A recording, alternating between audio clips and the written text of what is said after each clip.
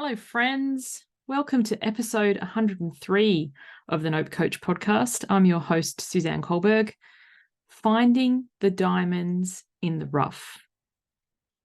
If this is your first listen to my show, you've chosen an interesting one to jump in on.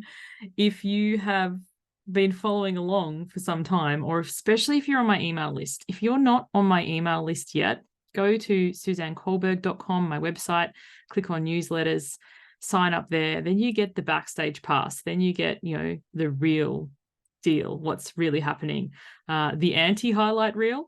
So if you are getting my emails, you may know that, life's been a bit shit in Sue's land of late. And that's why I want to talk about finding the diamonds in the rough, because I truly believe what you focus on expands. So if you focus on the shitness, the rough, what's not going well, you tend to see a lot more of that. And they've done studies on, what's called the reticular activating system part of our brain. I always get amused when people start talking neuroscience on shows. I've actually studied neuroscience for real because I went to medical school. But anyway, people can really geek out on this shit. But to keep it top line, because I don't want to be one of those boring shows that you tune out to, what we focus on, we see. So I'm trying to think of an example. Have you ever bought a new car and you've been so excited and then suddenly you see it everywhere and you're like, does everybody drive this car? Or another example, when you're pregnant and all you can see is pregnant women.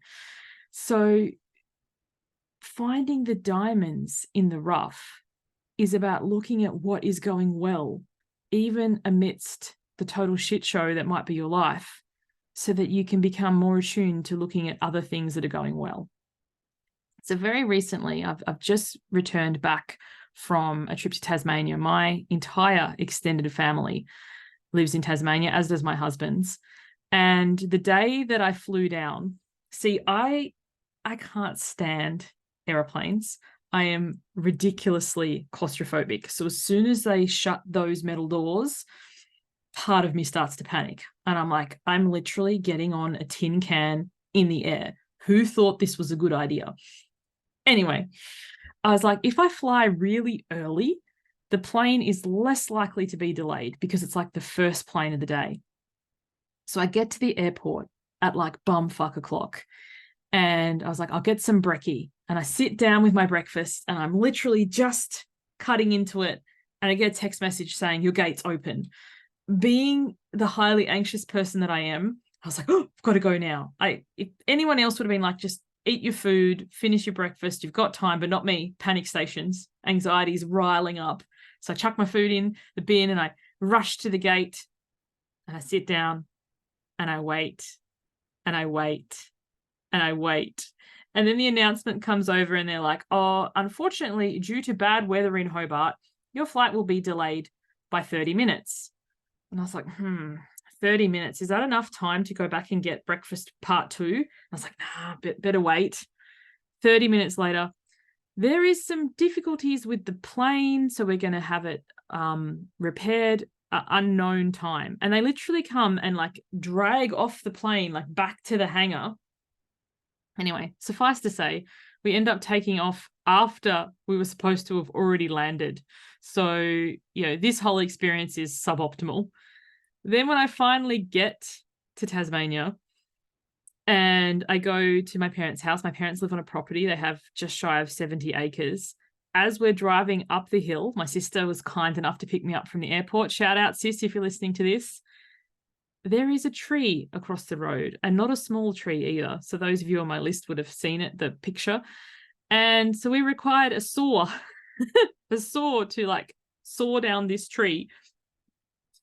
And the diamonds in this it was an adventure. That's a memory that I won't forget. My sister, my dad, and I literally sawing down a tree and dragging it off the road so that we can get up to see my mum. And then we were catching up, and then the power goes out.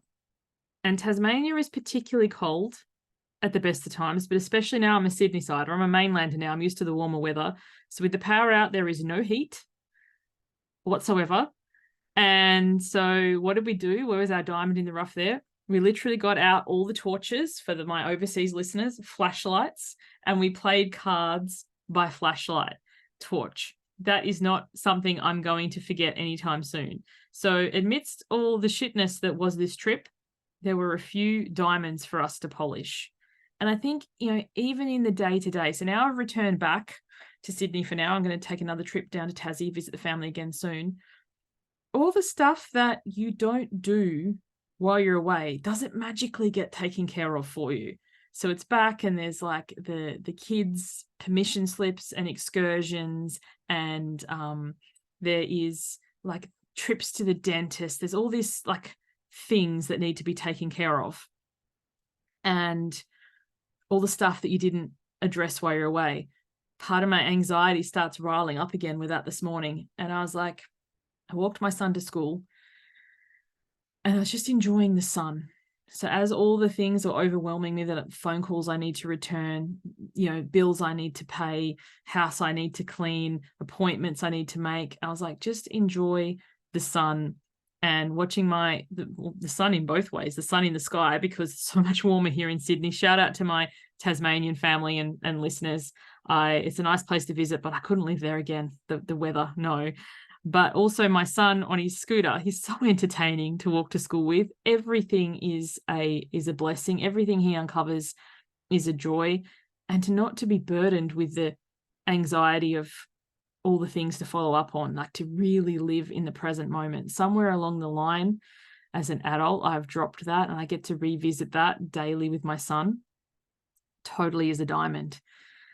And whatever you have going on, I can't pretend to know or imagine, but I encourage you each day to find one little diamond that you can polish up, even if it's something as joyous as feeling the rays of sun on your face, or enjoying a cup of tea while it's truly hot, or enjoying the feel of an electric blanket and getting into a warm bed after, going without power, or, the roads that are smooth without having to pull over. It's funny, there's that song, don't it always seem to go that you don't know what you've got till it's gone.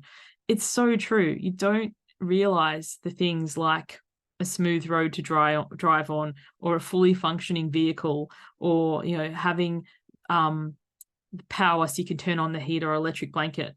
So my encouragement for you today is, if you're having a shit day listening to this and realizing what you focus on expands, it's not to downplay, dismiss. It's not to say that you're not having a hard time. It's not to, in any way diminish that. But its energy truly does flow where the focus goes. So even amongst all of this, what is going well for you? Where are your diamonds that you can polish up? And by focusing on those, how much that tiny little shift can take the momentum of the day in a truly other direction.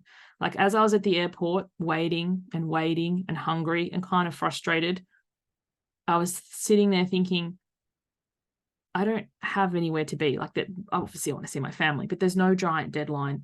And the biggest thing is I didn't have my kids with me, so I wasn't having to entertain small people. I was so fortunate. I had a good book, and if I did happen to finish it in the airport, there's no shortage of books in the airport, so you can go to the airport stop and buy another one.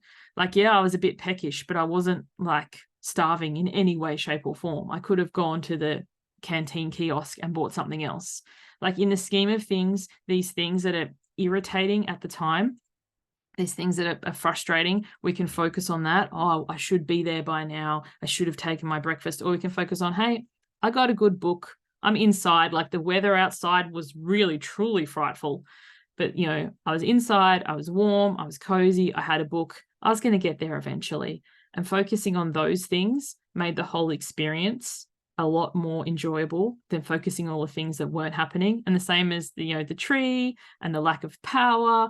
We could focus on all of that and expand that, or we could focus on the things that, these are the parts of the trip that I'm going to remember. And, thank goodness my dad did have a saw so we could chain this tree down and lop it out of the way so we could get through. And in life, we can focus on the obstacles and let them overwhelm us, or we can trust that we will always find a way around or over or under or through. And even in the midst of really tough times, we can find some relief in those diamonds. So thank you so much for listening. If you've enjoyed this episode and you're watching on YouTube, please leave a like. I so appreciate that. And I hope to see you on the next one. Bye for now.